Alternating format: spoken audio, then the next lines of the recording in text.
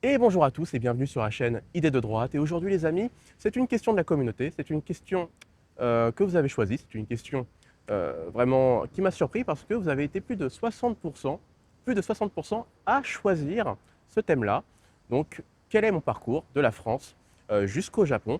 Et honnêtement, je vais plutôt vous décevoir, je vais vraiment vous décevoir parce que je suis vraiment le mec le plus banal de l'histoire, je suis vraiment le mec le plus moyen dans tout ce que je faisais. C'est-à-dire que je suis vraiment de la classe, je fais partie de la classe moyenne, quand j'étais en France en tout cas. Mes parents gagnaient honnêtement leur vie, j'avais droit à des vacances une fois ou deux fois dans l'année en France. Ah, je ne partais pas en dehors de la France, mais j'avais droit à mes vacances. Je ne manquais de rien, j'avais vraiment, quand je voulais quelque chose, eh bien je l'avais. Attention, hein, des trucs très simples. J'étais dans une ville en région parisienne, dans une ville plutôt protégée. Maintenant encore, je pense que c'est encore protégé, mais les villes d'à côté, les villes d'à côté, ça l'était un petit peu moins. Voilà, j'étais à côté d'une ville où c'était plus, voilà, il y avait plus de cités, plus de diversité, comme qui dirait. Et c'était ça, voilà, ma vie, en tout cas en France. Et j'allais à l'école et j'étais le mec le plus moyen. J'avais euh, une scolarité, on va dire, des notes entre 10 et 12. Voilà, j'avais mes forces, mes faiblesses. J'étais au milieu de la classe, plutôt, plutôt proche de la fenêtre. Parce que bon, voilà, je suis quelqu'un qui, voilà, je regardais à la fenêtre parce que bon, les cours, ça m'en touchait un peu une sans faire bouger l'autre. Mais je faisais mes devoirs, en fait, je faisais en sorte qu'on ne me remarque pas. Parce que si j'avais des notes faibles, bon, bah, forcément, j'étais dans le collimateur du prof. Mais si vous êtes bon, eh bien, vous êtes aussi dans le collimateur du prof parce que voilà, il fait attention à vous. Et, et dès que vous avez une baisse de régime au niveau des notes, eh bien, il vous le fait remarquer. Donc, j'étais quelqu'un plutôt de moyen et je recevais des encouragements à chaque fois, vous savez, à la fin des trimestres ou à la fin de l'année, on avait des encouragements pour moi, pour vous dire, allez, tu peux mieux faire, si tu travailles un peu plus, tu pourrais augmenter tes notes, etc. etc. Bon, voilà, c'était un peu ça, ma vie en France. Mais, vous savez, je remarquais quand même que quelque chose n'allait pas. Je n'avais pas les moyens de communication comme on a maintenant, avec Internet, franchement, dans tous les coins dans tous les coins. Avant, il n'y avait pas Internet aussi développé, il n'y avait pas la plateforme YouTube, avec autant de personnes qui parlaient de leur vie, de ce qui n'allait pas. Donc, je remarquais que quelque chose n'allait pas, mais il y a trop de soleil, excuse-moi, voilà. Enfin, voilà, il y avait quelque chose qui n'allait pas, mais je n'arrivais pas à mettre le doigt dessus. Qu'est-ce qui n'allait pas? Je sentais que quelque chose se dégradait, quelque chose ne fonctionnait pas, mais je n'arrivais pas à mettre voilà, les mots dessus. J'étais quelqu'un qui observait les choses, mais, mais qu'est-ce qui n'allait pas? Donc, j'ai fait ma scolarité comme ça, du début à la fin. J'ai eu mon bac, j'ai fait des études scientifiques, donc je suis plutôt quelqu'un de terre à terre, de pragmatique. Hein, je réfléchis plutôt avec la tête plutôt qu'avec les émotions. Désolé pour les gauchistes, désolé pour ça. Mais c'est pour vous dire que voilà, avec mes études scientifiques, j'ai eu mon bac, j'ai fait un BTS en chimie. Et après, après j'avais envie de travailler en fait. Hein, j'en avais marre des études. Et comme je vous l'ai dit, j'étais un mec plutôt moyen, donc faire des grandes études pour être toujours à un niveau moyen, moi, ça ne sert à rien. Voilà, il y a un moment, faut que tu ailles travailler et gagner de l'argent. Voilà, j'avais envie de gagner de l'argent. Donc le problème, c'est que quand je suis sorti de mes études, c'était plutôt compliqué. J'avais pas le permis. Tant que j'avais pas eu le permis, j'ai pas eu de boulot. Ça a été vraiment une période assez compliquée dans ma vie, voilà, où vous savez, vous broyez du noir chez vous parce qu'il il y avait rien à faire, à part, à part Internet. Enfin, maintenant, il y avait Internet à ce moment-là. Et c'est là, quand même, que j'ai pas mal réfléchi. C'est là que j'ai commencé à découvrir aussi le Japon. C'est là que j'ai commencé à découvrir le Japon, qu'est-ce que c'est que, voilà, à découvrir de nouveaux horizons. Et c'est là que j'ai commencé à m'intéresser au Japon. Et c'est là que j'ai commencé à faire le parallèle entre le Japon et la France. Et c'est là que j'ai vu quand même qu'il y a beaucoup de différences quand même. C'est là que j'ai vu qu'il y a des pays qui fonctionnent vraiment différemment, où le vivre ensemble, il est très différent, où la culture est très différente, où la sécurité aussi, parce que la sécurité se dégradait en France. Au fil des années, ça je le voyais vraiment très clairement. Vous savez, vous allumez la télé, et même si, bon, j'allumais la télé et je regardais les chaînes info que tout le monde regardait, TF1, France 2, France 3, la 6. Et à chaque fois, il y avait des faits divers. Bon, bien sûr, on vous cachait les choses, comme maintenant, mais je voyais bien que à chaque fois, tous les jours, il y avait quelque chose. Tiens, quelqu'un est décédé, il y a eu un grave accident, enfin, il y a eu plein de choses comme ça. Mais on voyait bien qu'il y avait une dégradation. Et pendant ce temps-là, je m'intéressais toujours au Japon. Et une fois cette année, un peu une année blanche, où rien ne se passait pour moi, j'ai réussi à avoir mon permis, j'ai réussi à avoir quoi? J'ai réussi à trouver mon premier boulot. Parce qu'avec la voiture, bah, vous pouvez vous déplacer dans des endroits plus lointains où il y a des industries chimiques, par exemple, des laboratoires. Et c'est là où j'ai vraiment travaillé. J'ai pu faire mon expérience. Alors, j'ai travaillé toujours en intérim. Moi, j'ai fait que de l'intérim. J'ai jamais voilà, jamais fait de CDD, de CDI. En même temps, ça ne m'intéressait pas. Moi, je voulais vraiment bosser, gagner de l'argent. Et voilà, quand je terminais une mission ou quand j'avais réuni assez d'argent, eh bien, je me permettais le loisir de partir en vacances au moins une fois dans l'année au Japon. Et c'est vraiment là que ça a été vraiment un grand tournant dans ma vie parce que partir au Japon en tant que touriste au début, ça m'a permis vraiment de découvrir un pays très différent. Alors, qui se ressemble quand même, hein, parce qu'on n'est pas dépaysé dans le sens où voilà, c'est un pays qui fonctionne comme le nôtre, mais c'est un pays où les gens se respectent, où les gens respectent leur environnement, comme vous pouvez le voir ici, regardez, hein, vous pouvez le voir, je suis près d'un petit fleuve, tout est propre, là, il y a aucun déchet. Pourtant, je suis dans un coin où je suis sûr en France, ça aurait été pareil, il y aurait eu plein de saloperies par terre, mais vous voyez comme on est au Japon, eh bien on respire, voilà, on est dans un coin vraiment calme, personne vient vous embêter. Là j'ai mon équipement, il n'y a pas un mec relou qui vient pour me parler, ou vous voyez, c'est vraiment ça qui ferait vraiment plaisir au Japon, c'est que personne ne vous embête tant que vous respectez les autres. Toujours respecter cette règle-là, voilà, je vous le dirai à chaque fois dans les vidéos, mais c'est ça la règle numéro un, en tout cas au Japon. Et donc du coup, chaque année, je partais au Japon. Voilà, c'était mon bol d'air frais parce que franchement, la France, j'en pouvais plus. Plus je travaillais, plus les années passaient. Voilà, de mes 20 à mes 30 ans, plus les années passaient, plus j'en avais ras-le-bol en fait. Voilà, plus les années passaient, j'en avais ras-le-bol. J'en avais marre de ce pays où je voyais bien que, avec mes premières feuilles de salaire, je voyais bien qu'il y avait un problème. Je gagnais mon argent, mais bon, heureusement pour moi, je vivais chez mes parents parce que mes parents ont une maison plutôt relativement assez grande. Et comme j'étais fils unique, vivre à trois dans cette maison-là, ça ne dérangeait vraiment personne, je ne les dérangeais pas. Et j'adore mes parents, hein, papa, maman, si vous me regardez, voilà, je vous adore. Ils ne me regardent pas. Ils ne regardent pas la chaîne, c'est trop compliqué YouTube pour eux. Mais, mais, mais vous voyez, avec l'argent que j'arrivais à gagner, que j'économisais au fur et à mesure, avec le fait que je pouvais partir au Japon chaque année, au bout d'un moment, je me suis dit, mais qu'est-ce que tu fais? Qu'est-ce que tu fais à perdre ton temps? Voilà, je commençais à apprendre le japonais de mon côté.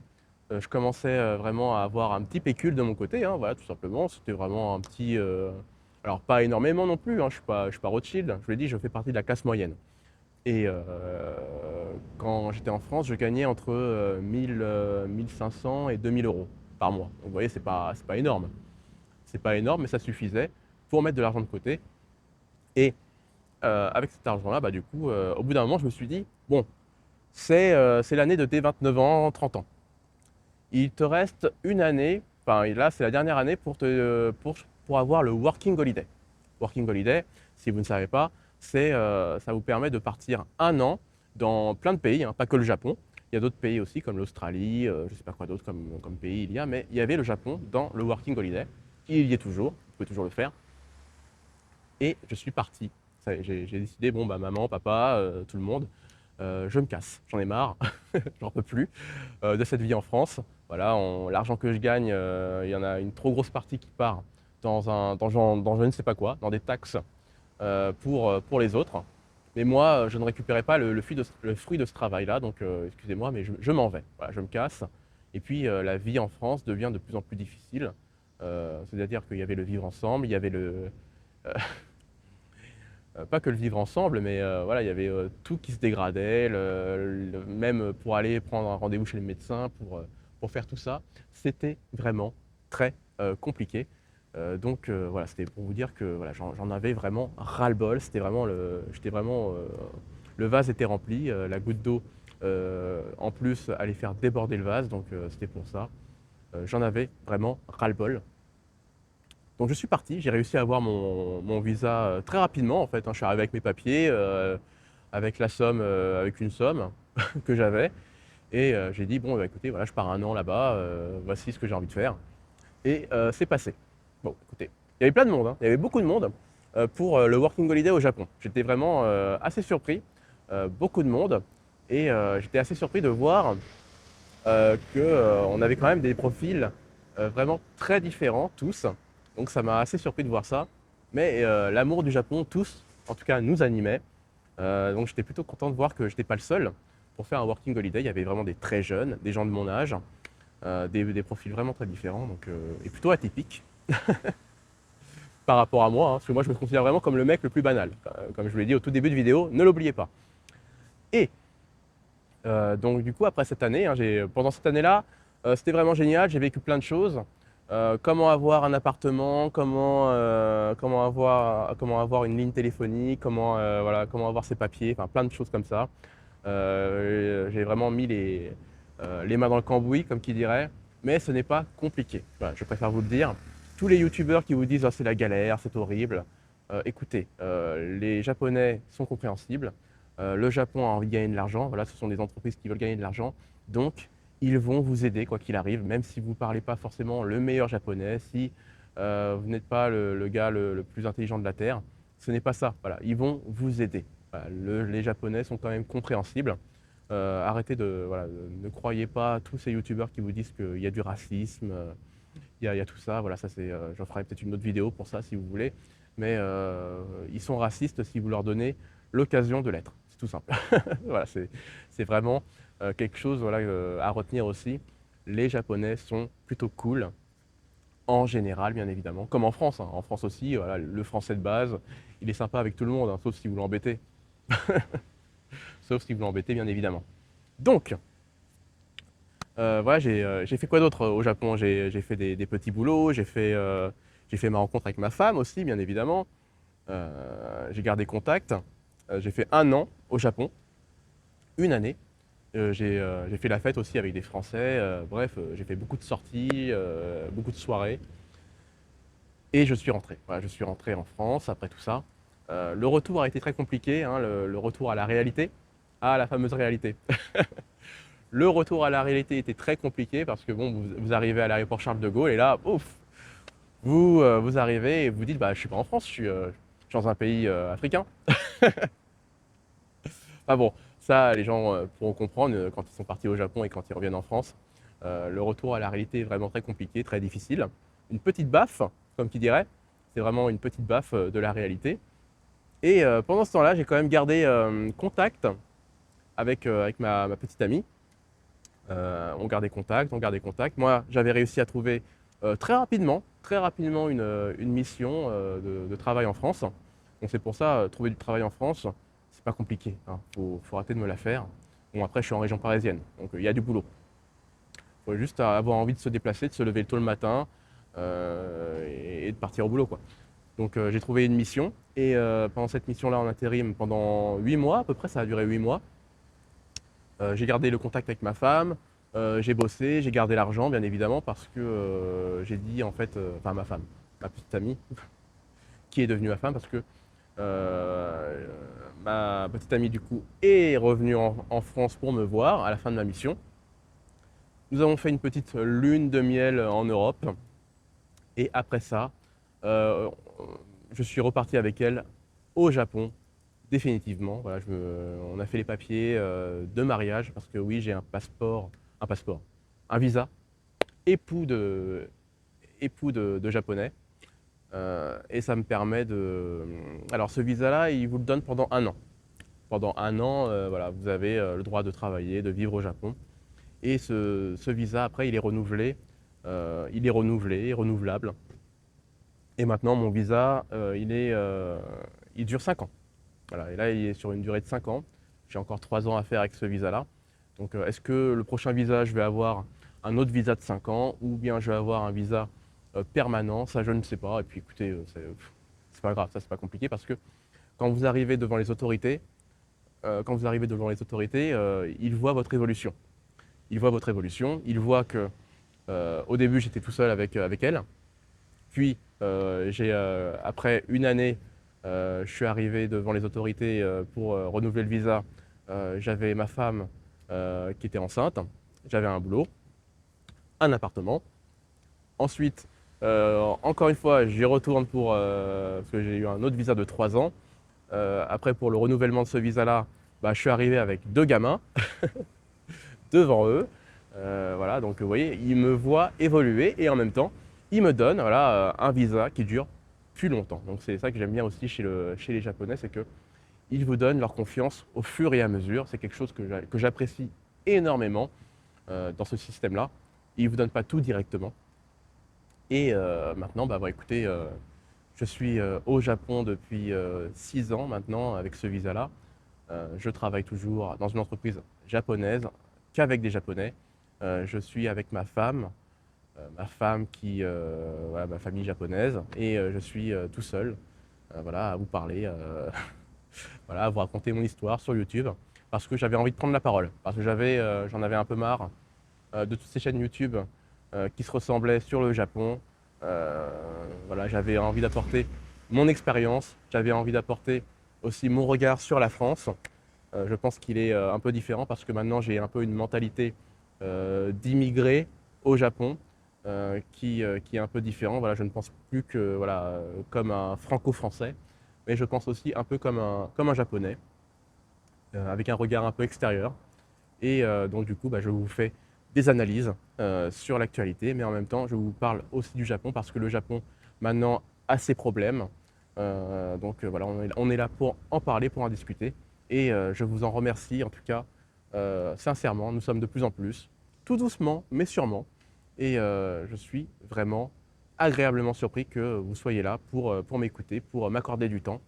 Et j'essaye de faire en sorte que la chaîne continue de vivre, de vous donner, voilà, tout simplement le droit de parole, de faire des choix. Et là, je vous donnais le choix de faire mon parcours de la France depuis le Japon.